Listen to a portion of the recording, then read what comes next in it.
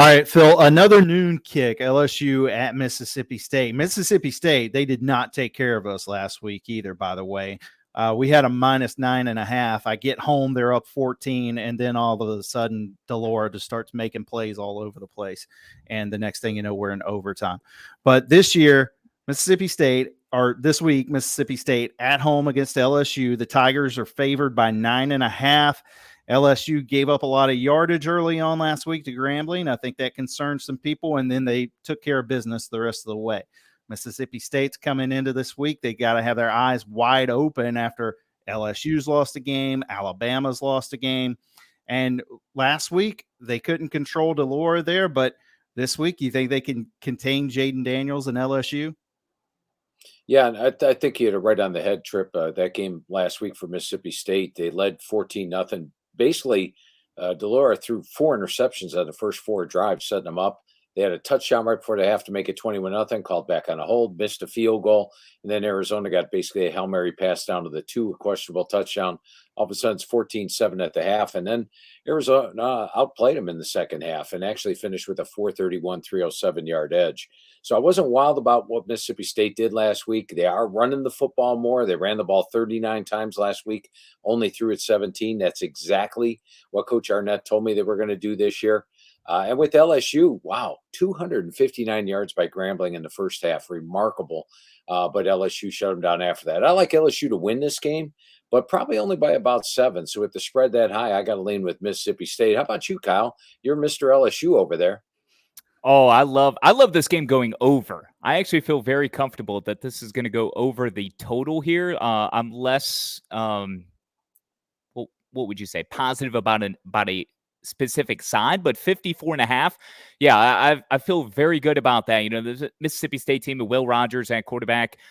He's looked great, you know, even without Mike Leach there. And the air raid is not the air raid that we once knew, but it's been efficient. They've ran the football too. And I think there's going to be a lot of points because each team is I don't know, controlling havoc in unique ways at times. And yeah, this one being in Stark Vegas, I think the cowbells are going to be ringing loud and clear, and there's going to be a lot of points. So I like the over. I like LSU to win. I'm not sure if they can cover the 9.5, but I think this one goes over 54. One game I do feel pretty strongly about, Phil, is in Como, Mizzou hosting Kansas State. Now, I just like the big boys up front for K-State. The meat much more than what Mizzou may have to combat them in the trenches, and Kansas State is just a better team. And I think the workman-like attitude under Chris Klieman that they're going to have going on the road to an SEC team, SEC air quotes, 9-2 against the spread in their last 11 as a favorite, and Kansas State is coming in. The number's low at 4.5. 48 is the total for Mizzou. 5 of their last 6 games against AP top 25 games have gone under. So, you know, they're going to look to really slow this down. It's the only way they can win. But I think Kansas State's going to come in riding the momentum of a lot of points last week and take care of business easily. Yeah, I agree with you. I like Kansas State in this one. You go back and look at Missouri last week on the Phil Steele Plus Tour with selections.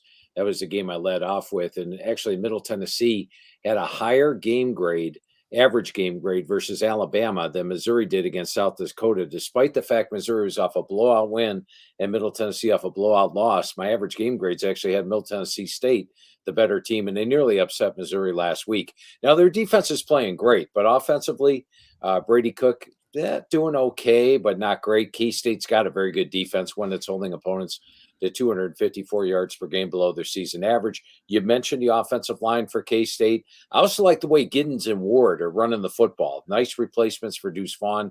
Will Howard looks like a veteran quarterback. And last year, K-State won this game 40-12. Granted, the game was closer than 40-12, but they still dominated. I like K-State minus the 4.5 here. Make sure you go to philsteele.com. More information about Phil Steele Plus is there. Interact with us either on Twitter, on X. Drop us, though, a review, a comment, Apple Podcasts, wherever you podcast. And we're going to select some random winners for a free Phil Steele Plus membership valued at $99. But you got to keep those comments coming, those downloads, subscribe, rate, review, all that good stuff. Again, Phil Steele Plus will give you access to all of Phil's, all of his goodies, his treasure trove of information, thousands of dollars, countless hours building his personal data warehouse. You could have access to all of that. Again, a $99 value. That's Phil Steele Plus. More online at philsteele.com. Well, Shash, you like the over in Starkville. I think there's another potential over coming up with Wake Forest on the road at Old Dominion. The Demon Deacons laying 14, the total sitting at 62. This is the first road trip of the season for Wake Forest. They took care of business in week 1 against Elon, and last week they handled things with Vanderbilt. Old Dominion quarterback looked pretty good last week. He threw for 4 touchdowns. I think, this might have the makings of a shootout up there in Norfolk on Saturday. Phil, what do you think? Yeah, I agree with you, Tripp. And you go back and take a look last year, Fordham, which is where the offensive coordinator for Old Dominion comes from. Last year, Fordham put up 50 points per game and 609 yards per game. Now, in the first game, they were playing at Virginia Tech, Enter Sandman, tough defense, only had about 300 yards. But I do like the fact they ran for over 200 yards against Virginia Tech in that game. Last week, they got it rolling against Louisiana with 392 yards. And I think each week, you're going to see this Old Dominion offense get better and better, maybe resemble the Fordham offense by the end of the year. Who knows? And with Wake, they can put points on the board as well. They got Mitch Griffiths at QB. I like the way Claiborne's running the football. He's got 235 yards already on the ground, 6 yards a carry. They will be able to move the ball in Old Dominion. I agree with you 100% here. I like the over in this one. What's the total on this one, Tripp? 62. 52. Yeah, definitely like the over. 62. 62. Still like the over. Never enough. Never Very enough confident. points. How about the opposite of that? The under. Look at the number 42.5 in Athens, Ohio for the Bobcats hosting Iowa State. Cyclones favored by 3. 42.5 again is the total. 12 o'clock ESPNU. Iowa State coming off the Cyhawk Trophy defeat. Was it 2013 one-score game? That game cashed on the under, right, for Iowa and Iowa State. This one is trending in that direction too, Phil, for a team that's going to come in with their hair on fire maybe after losing the rivalry game a week prior against Iowa, now going to MAC country. They haven't played at Ohio since 2001, and they had to really work for that one some 22 years ago. Matt Campbell heading back to MAC country. I think this one has Cyclones written all over it against Ohio at high noon. Yeah, I definitely like the under in this one. When you take a look at Ohio U, if you go back to their first 6 games last year, they didn't even have a defense. They were giving up like 40, 50 points per game. But the last 7 games last year, they only gave up about 300 yards per game. It was a 200 yards per game difference. And so far this year, the defense has carried over. They're only allowing 240 yards per game. Last week against Florida Atlantic, they trailed 10-7 at the half, but FAU got an interception return for a touchdown. They only had 65 yards offense in the first half against them. Ohio really dominated the game. So you have a great defense for Ohio that's really been playing great the last 10 games. And meanwhile, Iowa State's defense always plays great. They gave up 2 long drives to Iowa in the first 2 possessions, shut them down after that, giving up 257 yards per game. They still are trying to figure out their offense with Beck to QB and Norton at running back. They lost a lot. They lost their top running back, receiver, quarterback from last year. So they're struggling on offense. You have 2 really good defenses. Neither offense is all that potent. I definitely like under 42.5. And anytime you play Iowa State, you got to go under in their games pretty much. All right, let's get to the high nooners or the afternoon delight. We're done with the high nooners. Let's get to the games later in the day. The midday slate, Notre Dame, 9th-ranked Fighting Irish, passed a huge test this past weekend in Raleigh. Had to deal with the weather again, much like the last time they were in Raleigh. But they jumped out, boom, 80-yard touchdown run by Audric Estime right off the 90-minute delay, and the Irish were off and running. It looked like they wanted to give the game to NC State at times throughout the third quarter, but the Wolfpack weren't taking it. They were coming away empty, no points, missing field goals, and Notre Dame was able to step on the gas and run away impressively, scoring, I think, more points through 3 games in a year than they've scored since the 1930s to begin a season. I mean, Notre Dame's offense under Sam Hartman and a new direction at offensive coordinator has been in fuego, and now they're favored by 34.5, a huge number at home with Central Michigan coming to town, 2:30 on Peacock. That might be too many points, though, given how explosive this Irish team has been, Phil. They've got Ohio State waiting for them next week coming to South Bend. So I don't know how long the horses are going to be in this race against the Chippewas. Yeah, I do like to play on streaks, and Notre Dame, of course, has opened up 3-0 straight up and against the spread. And really the difference between this year and last year is they have a quarterback now. Sam Hartman, one of the best in the country. Last year they played with a backup quarterback. Hartman's hitting 75% with a 10-0 ratio. They have a deep backfield. They go 3-4 deep. So even when they put their third stringer in and their fourth stringer in, they're going to be moving the football. And this is a Central Michigan team that last week struggled to get past New Hampshire. They needed a late field goal to pull out a 3-point win. They got blown out by Michigan State, a team that pales in comparison to Notre Dame. But that Ohio State look ahead is something that worries me a little bit. I'm staying away from the game. If you made me play the game, I would take Notre Dame since they're only laying 34.5. If it's over 34.5, 35 plus, I'd probably lean Central Michigan, but slightest of leans in Notre Dame minus 34.5, just because they've been on a great spread streak right now. All right, let's head to Athens. A 3:30 kick between South Carolina and the top team in the country, Georgia. Georgia giving up 27.5 in this one. 54.5 is the total. Last year, this game got out of hand. Georgia rolled 48-7. Last week, Rattler looked really good. It was against Furman, but he was the SEC Offensive Player of the Week. And Shane Beamer, I think this week is really selling the no respect. Look at this line. Look at what a big underdog we are this week. Phil, I remember last year you seemed to like Georgia as a dog on the road a lot more than you did, when they're away from home. Or maybe I said that backwards. You like Georgia as a favorite when they're on the road. Okay. Yeah, I want to make sure I get it right. They're better as road favorites. Yeah. But this week they're at home. So what do you like here? Right. Love Georgia as a road favorite. You go against them every time they're a home favorite. And guess what? They're 0-2 against the spread as a home favorite so far. Not quite the same. Smart really get the team prepared for road games. And keep in mind, when you go on the road, you travel less players. So you can't play as many guys late in the game. And South Carolina last year, Shane Beamer's going to have these guys fired up. They beat Clemson. They beat Tennessee, two teams that were contending for a playoff spot. In fact, had South Carolina not beat both those teams or either of those teams, they would have made the playoff last year, Clemson or Tennessee. So I like the fact that the underdog has dominated this series. In fact, the underdog is won like 7 in a row. South Carolina's 14-6 as a dog of 14 plus. And Kirby Smart, a poor home favorite. Just way too many points there. I'll take South Carolina plus 27.5. And Spencer Rattler is the key. When they played Georgia originally last year, Rattler was not in the middle of a good season, but Rattler's playing really good right now, not turning the ball over. I like South Carolina plus the points. Last 6 games for the Bulldogs in September have gone under 2. South Carolina 19-8 against spread against top 5 over the last 20 years. Nick Saban's coming off his worst home loss. The Alabama Crimson Tide losing 34-24 at home to Texas. Now they're going on the road, fall from 3 to 10 in the rankings. And where do they go to play? At South Florida, of all places. How the hell did this game get on the schedule? Raymond James Stadium, like the new stadium isn't built yet, but you're going to go play in an NFL stadium. So maybe there's some, some lure to that.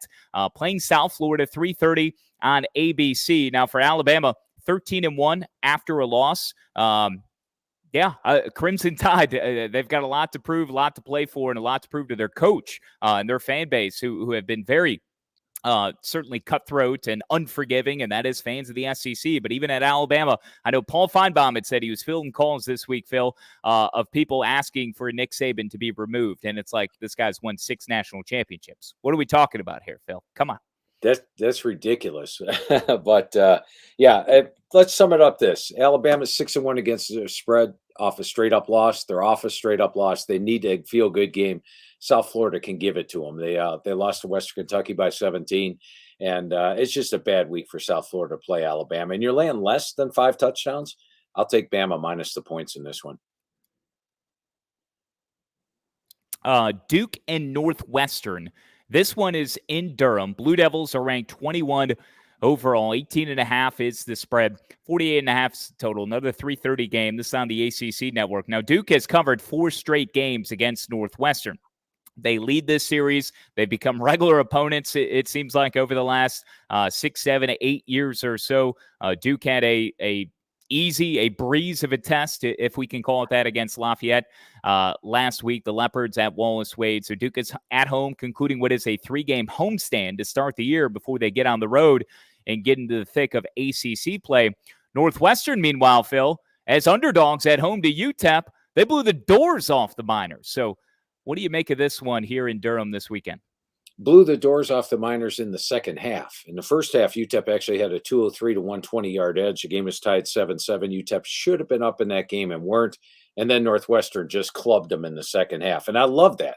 Northwestern really looked good in the second half of the game. And these are two teams, Kyle, that are underdog teams. Duke is an underdog, tremendous. Northwestern is an underdog, tremendous. And so what's the series record? Well, guess what? The last 10 times these teams have met, the underdog has won 9 of the last 10. And I think there's been 7 outright upsets in those 10 games. I think the last time Duke was favored, guess what? Northwestern won the game. And Duke is also in a rare air here. They're laying 18.5 to a Power 5 team. Since 1976, that's happened 3 times now. This is the 3rd time since 1976. Only once since 1989 has it happened. So rare air for Duke. Northwestern played better in the second half. Underdog dominates the series. I'm going to go with Northwestern plus the points in this one. I do like Duke to win the game, but they're not in that fired up mode that they get as an underdog. All right, let's move on to the next game here. We've got Louisiana Monroe on the road at Texas A&M. Aggies are favored by 36. The total's 53.5. A&M's coming off a loss last week to Miami, who looks pretty good. So I don't know if that's that bad of a loss anymore. I think I'm buying Miami right now as a really good team. The Warhawks, on the other hand, they're coming in 2-0. They beat Lamar. They beat Army. But I think they're going to be facing a pretty angry team in College Station this weekend, Phil. Yeah, and, you go back to my conversation with Coach Cristobal. He was buoyant into the conversation, just like fired up. And he was fired up because their offensive line and defensive line, and look at the improvements they have at both those areas this year. And, of course, Tyler Van Dyne is a quarterback that looks like he did in 2021. But A&M in their opener beat New Mexico 52-10. They are angry. They are embarrassed that they lost the game. Wegman looked really good. And here's the thing with ULM. I love Terry Bowden. He's going to pull his upsets every year. They already upset Army this year. They'll get their upsets. But when they played Texas last year, they lost by 42. When they played Alabama last year, they lost by 54. They get blown out of the water against the big boys. He holds his cards, goes for the games he can get, and lets these other ones go. So it's a wrong week to be going into College Station. I like A&M to roll this one up big. It's a good week to be an Aggie for sure. Good bounce back spot for them. Tulane's looking for a bounce back spot, and they got to go on the road after being at home and falling to Ole Miss this past week without their quarterback, which I wasn't even aware Michael Pratt was questionable until like late on Friday, and that was picking up more steam into Saturday morning, and he doesn't play. Yet Tulane is able to keep it close throughout much of the game, and Ole Miss pulled away late. And now Southern Miss, after having to punch up in weight class or attempt to in Tallahassee, they did so poorly, but it was to be expected. Now they return home and they're hosting Tulane in the battle for the bell. Nice little rivalry here. They've played more of the last couple of years, but Southern Miss is getting 12.5 points. And for a Tulane team that lost the way they did against Ole Miss, still questions about their quarterback. I think personally, I'd be leaning Southern Miss here at home, returning home from Tallahassee. What about you, Phil? Yeah, I'm with you, Kyle. I lean with Southern Miss. Now, you look at Tulane, their defense playing great, and they're off a misleading final. I mean, that game was not 37-20. That interception return for a touchdown, made it from 30-20 to 37-20 at the end of the game, and it was actually a much closer game than the final score would indicate, and that was with the backup quarterback. And Southern Miss, I thought, was catching Florida State in a really good spot last week, and then got blown out of the water. But Southern Miss is at home. You got to think they're going to play better. And Tulane was fired up for that Ole Miss game. It was a full house. It was a big game hosting Ole Miss. They're in a little bit of a letdown spot here. So I'm going to go with Southern Miss plus the points. Tripp, that final score reminds me of the final score we saw Sunday, right? But it didn't happen. 38-20, was it, for the Bears against the Packers? That game was never as far away or far apart than what it was, right? No, that was bludgeoning. That was an absolute nightmare. Talk about disappointing. That was really disappointing.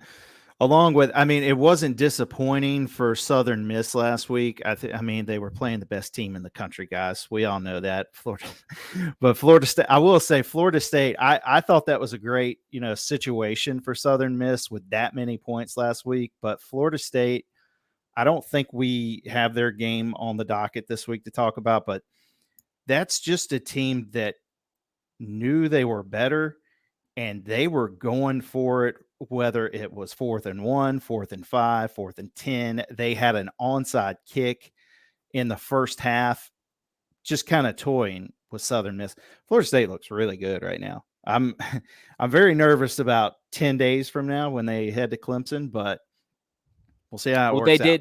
They did what they were supposed to do. And if you want to get some intel from Phil on Florida State this week, number 3 Florida State playing at BC, 12 o'clock on ABC. Go back one more episode in your podcast feed, College Sports Now. His weekly appearance with Wayne Cook, former UCLA quarterback, part of the radio network, and Stephen Hartzell. Of course, College Sports Now home to 3 shows per week, 4 including ours. So make sure you inject all the podcast college football nuggets into your veins. All right, let's move on and talk some Hilltoppers. Western Kentucky on the road this week. Huge game for them. They get to go to the Horseshoe to take on Ohio State. The Buckeyes are favored by 29. The total's at 64. Kyle McCord has been named the official starter now, I guess, moving forward for the rest of the season by Ryan Day. The Buckeyes are 2-0. But we mentioned, Notre Dame looking ahead to Ohio State. They've got the same situation. They could be looking ahead here past WKU to Notre Dame next week. And Tyson Helton, he's bringing a quarterback to town. I mean, Austin Reed, they can throw that thing all over the place. So I don't know. Do you think Western Kentucky can hang around and maybe keep it in within the 29? I got a feeling you might like the over here too, Phil. Yeah, the over is one of my favorite plays this week. And when you take a look at this matchup, if you watched Ohio State in the opener against Indiana actually ran option offense a good portion of that game. And then I'm watching Indiana the next week. There was no option offense. It was just simply a game plan meant to slow Ohio State down. And Ohio State had quarterback questions. I mean, Kyle McCord came into the game, not even anointed the starter. He threw an interception, and guess what? Devin Brown was on the field the next series. So they had quarterback questions. They had quarterback questions last week, and Youngstown State went out of their way to slow it down. Most of the snaps that they ran came with 2-3 seconds left on the clock. Their main thing was to take the air out of the football. In fact, after the game, Ryan Day said, hey, we only had 9 possessions, for crying out loud. That's not going to happen against Western Kentucky. Western Kentucky does not have slowdown in their mentality. In fact, the last 7 times they have played a Power 5 team, they've gone over the total 6 out of the 7 times. They're throwing, they're trying to win the football game, and they don't have a great defense. They had very few returning starters on defense this year. Kyle McCord needs to feel confident heading into Notre Dame. So I think they're going to unleash Kyle McCord here. He's been anointed the starter. He's not looking over his shoulder. He's going to take some chances. Austin Reed's going to throw the football, and they've got an NFL caliber receiver in Corley, and he's a guy that missed last week's game. They just sat him out against Houston Christian to get him ready for this one. Corley's going to want to show what he does against a team like Ohio State. Add it all up, I like over 64 in this game. I think it's going to be a high-scoring game, and Ohio State's offense finally gets in gear. I love it. The total was 55.5 in East Lansing, and some troubling circumstances around this game with Mel Tucker being suspended without pay because of sexual harassment accusations brought against him by prominent activist Brenda Tracy. But let's put that in a bucket and leave it to the side because we want to talk football here. And I think because of that situation, and you're elevating somebody into an acting head coach role, I think it was the secondary head coach, Harlan Barnett. Who's been on the staff forever, 15 years. So going back to the Mark D'Antonio days, which, by the way, Mark D'Antonio is going to be on the sideline this weekend. He has been pulled out of retirement to help here in this turbulent time for Michigan State. He is an associate head coach. He retired in February of 2020. This is the guy who got the Spartans to the playoffs. That coupled with Washington winning the way they did in Seattle a year ago, 39-28, really embarrassing, I think, Michigan State. It was a demoralizing and embarrassing effort that really nobody saw coming, and it was the coming out party for the Washington team now with Michael Penix and Kalen DeBoer that we've become accustomed to since that point, kind of a turning point on how we perceive Washington. But, Michigan State, everybody is just thrown into the dogs at this point, and with the Mel Tucker thing, I don't think a lot of people are giving them a chance, but I think emotion can be a powerful thing, and those kids have each other to play for. They may not care about Mel Tucker. They may never play another football game for Mel Tucker again. I personally don't think he's ever going to coach a game again, but Mark D'Antonio, I feel like, can be the stabilizing presence here on the sideline. And with the continuity of that staff of what was there before Mel, helping to rally these kids and get them to perform in such a way where maybe they don't win the game, Phil. However, they are 16-point dogs, and I think that's good enough at home in a revenge spot, thinking about last year to cover more than 2 touchdowns. Yeah, and I had my computer at Washington by about 14 coming into the game. Michigan State is playing much better defense this year, only giving up 200 yards per game. Of course, they haven't played a quarterback like Michael Penix. But this is one I'm just staying away from because with Michigan State, you could go 2 ways. Mel Tucker was their emotional leader. He was the guy that wanted to bring them into the deep water and where the pain was. And how will they react to not having him? But as you mentioned, it's a rally around Michigan State. Show them your dogs. You got D'Antonio there. You got Harlan Barnett saying, hey, whatever happens, we're going to come play. You've got Washington State traveling all the way across the country. I'm staying away from this game. Fair enough. All right, let's jump over to the evening slate. Kyle told me this before we jumped on here. Tennessee hasn't won in the Swamp in 20 years. Well, they're heading back there Saturday. 6.5 is the spread. Tennessee's favored. The total's 58.5. 20 years ago, that's only 2003. That feels like yesterday to me. Tennessee's they were lackluster last week in their win over Austin Peay.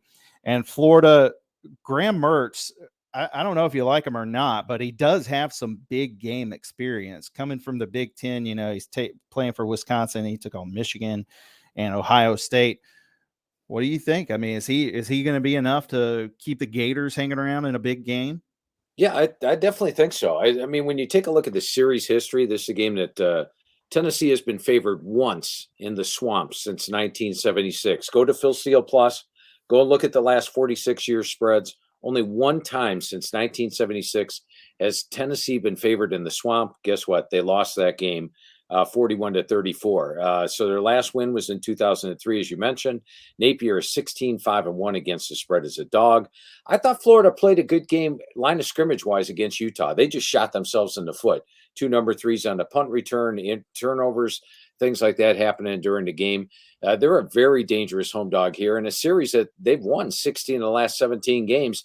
And I was nonplussed with Tennessee last week. They needed a late touchdown to lead 13-6 at the half against Austin Peay. Last week, I had Tennessee by 7. Now I've only got Tennessee by maybe 1. I think that this game's a toss-up game. I'm taking any points available in the Swamp with the underdog Gators.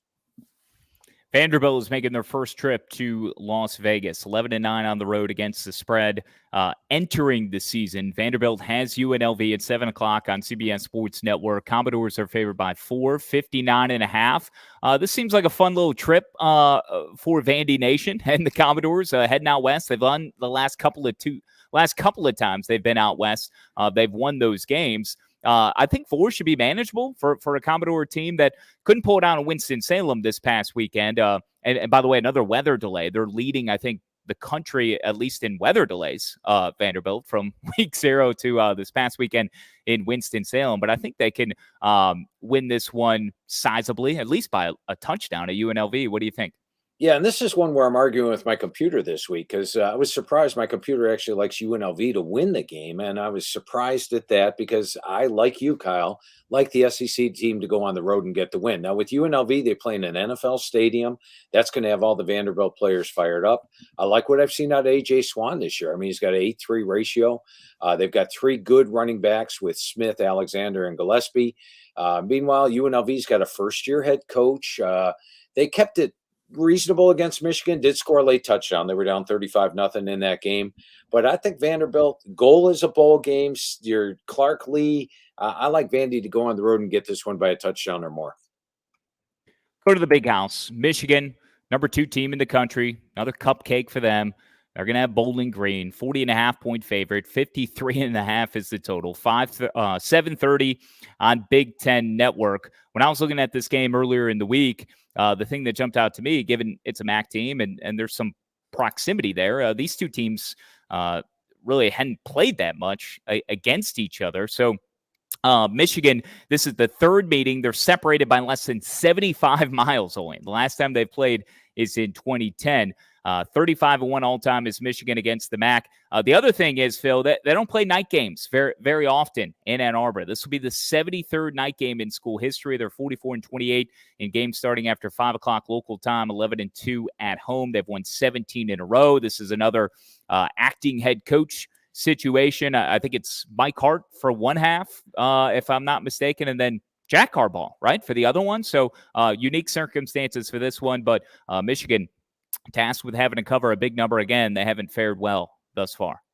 Yeah, 0-2 against the spread so far. A lackluster wins against East Carolina and UNLV. The one thing that I like is J.J. McCarthy. He's hit over 85% in each of the first 2 games. Michigan's had 5 quarterbacks hit over 85% ever, and he's got 2 of those 5 games. The one thing Michigan's got to work on is the run game. And Blake Corum's still not 100%. He's not breaking off those long runs like he used to, but he's still averaging 6.1 yards per carry. I look for Michigan to work on the run game a little bit here. To me, the key to covering the game for Bowling Green is going to be the turnovers. If they can avoid the turnovers like they had against Liberty, remember 5 interceptions. And it wasn't just Connor Bazelak. He had 3. Camden North came in and moved the team, but also had 2 interceptions. The key one was late in the game, down by 3 again, or down by 7 against Liberty with the ball. They turn it over and give Liberty a field goal, and they don't cover that game by 10. If they can avoid the interceptions, I think BG can hang there. But night game at Michigan, this is another one I want to avoid this week. Phil, you got to remember next week to talk to our boy Hartzell about J.J. McCarthy. It gives him no credit whatsoever. I think he's a good quarterback too. Let's move on to a 7:30 kick in Fayetteville. BYU on the road taking on Arkansas. Arkansas favored by 8.5. The total 47.5. KJ Jefferson, he's completing passes at 73% clip right now. And he torched BYU last year on the way to a 52-35 win. Games in Fayetteville this year, do you think the Hogs are going to roll again?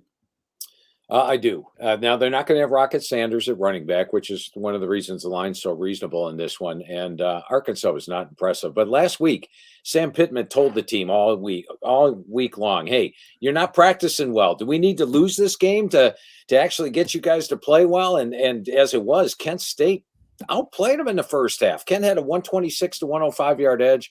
Then Arkansas got angry in the second half and played better. I think they'll come to play early and the entire game here. This is a game where they struggled a little bit at times at BYU, but then turned it into a blowout.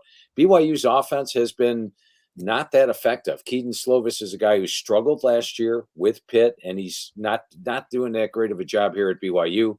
Arkansas likes to blow teams out earlier in the year, and look what Arkansas has got on the road. At LSU, Texas A&M, at Mississippi, at Alabama. You need to win this game. You come out and play like you did last week against Kent State. You're not. I like Arkansas minus the 8. I think we see a much better Hog team this week. Yeah, the Kent State game was a little bit alarming there for a while. Let's move on to Morgantown, the backyard brawl. Pitt at West Virginia. Mountaineers laying 3 points here. The total's 48. Pittsburgh had to be one of the biggest letdowns of week 2 for me. I really liked them as I can't remember, 6.5, 7.5. They were favored over Cincinnati. And another one where I got home, flipped on the TV and said, oh boy, we're in trouble here. But disappointing last week, but they're a dog this week. I think Narduzzi is much better as a dog.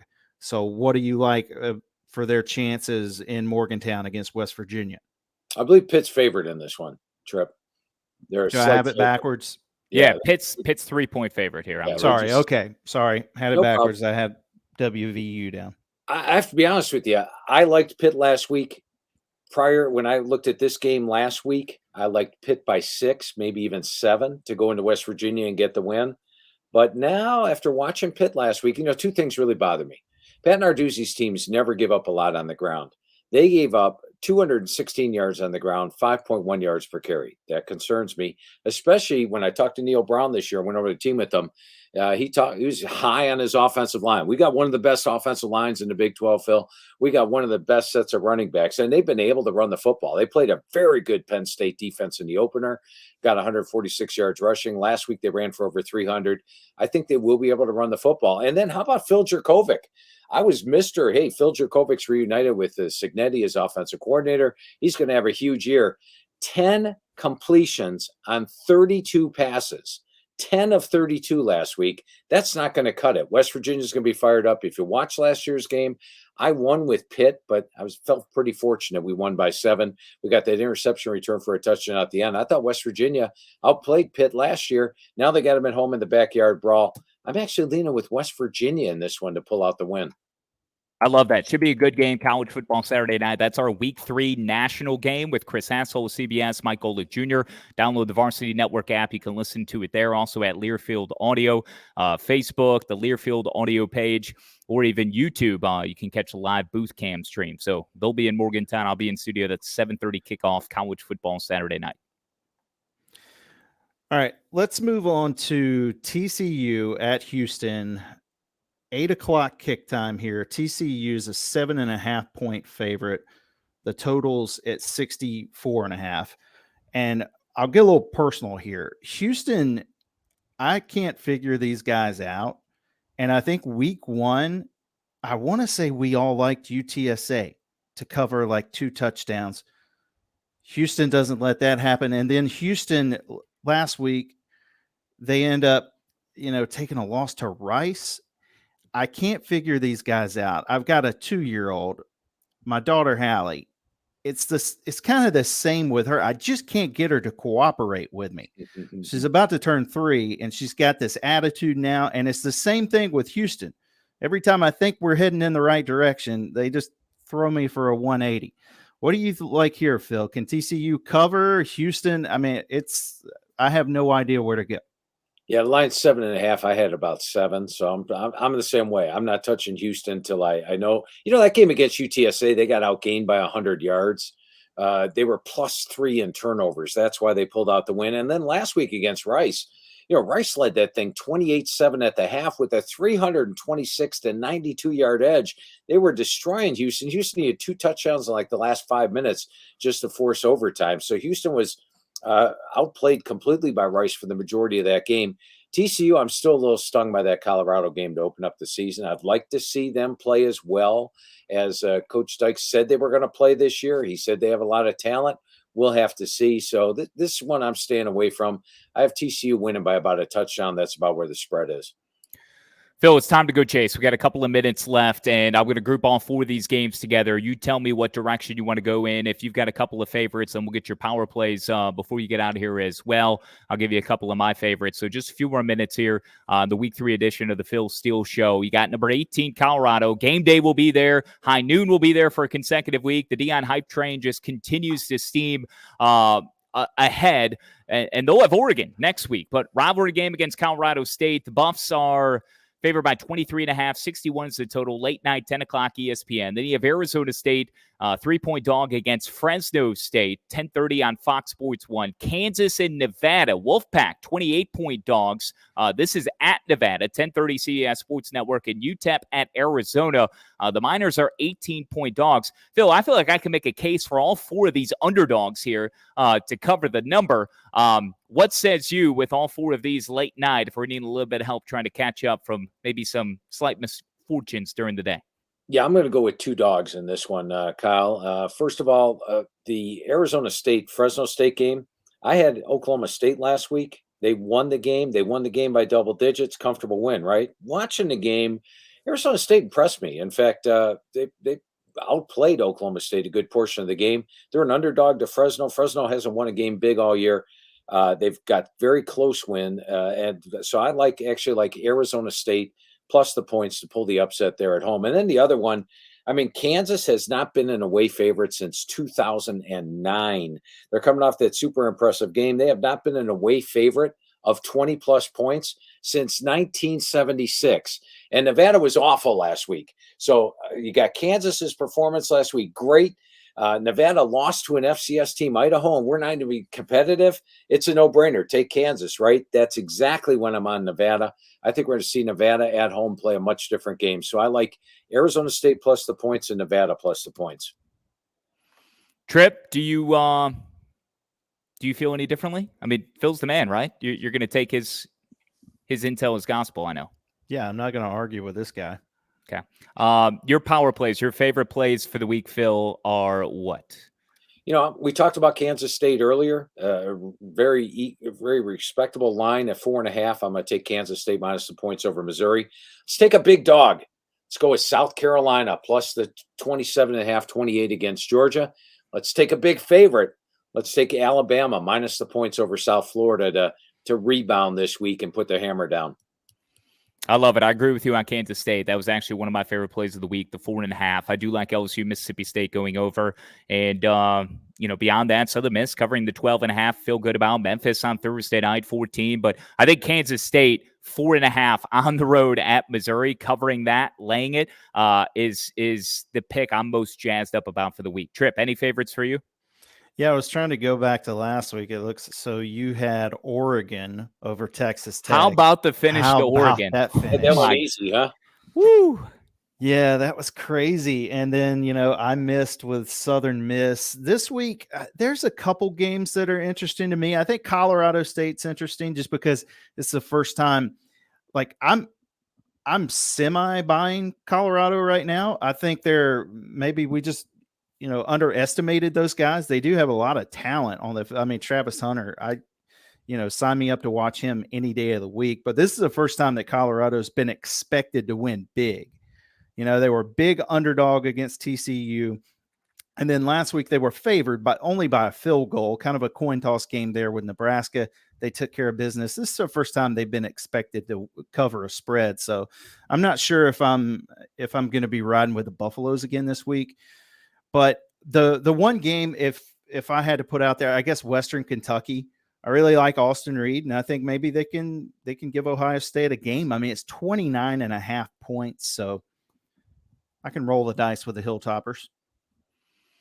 All right, Phil, anything else we can plug for you this week? I appreciate you rolling with the punches today. Today was a turbulent show that we made happen, and nobody would know otherwise who is listening, all right? The video might be a little wonky, but it's good that we're able to get the full week 3 show in. So, Phil, I appreciate your patience in hanging in. Of course, PHILSTEELE.com. Inside the press box is a newsletter with all of the game-by-game picks and predictions. If you decide to subscribe to that, you get Phil Steele Plus for free. Phil Steele Plus valued at $99. More information online at PHILSTEELE.com. Again, that stuff is all updated every Sunday morning. Be more like Phil. Ben smarter, not harder. Am I right? That's right. And then also check out my Phil Steele Plus tour with selections on Friday mornings on YouTube. YouTube selections. Follow him on Twitter. It's the best way to do it at PhilSteele042. Lock Doctor Tripp Hurd is at Tripp Hurd. I'm at Kyle Schass. We'll be back for a Week 4 edition next week, which is absolutely loaded. You got Notre Dame, Ohio State. You got Florida State and Clemson. You have Oregon and Colorado. It just gets more entertaining, more nasty, more beautiful, more luxurious in every stretch of the imagination when it comes to college football each and every week from here on out. So thank you all for joining us. Bet harder, bet smarter, not harder, as always, with Phil Steele on College Sports Now. Thank you all.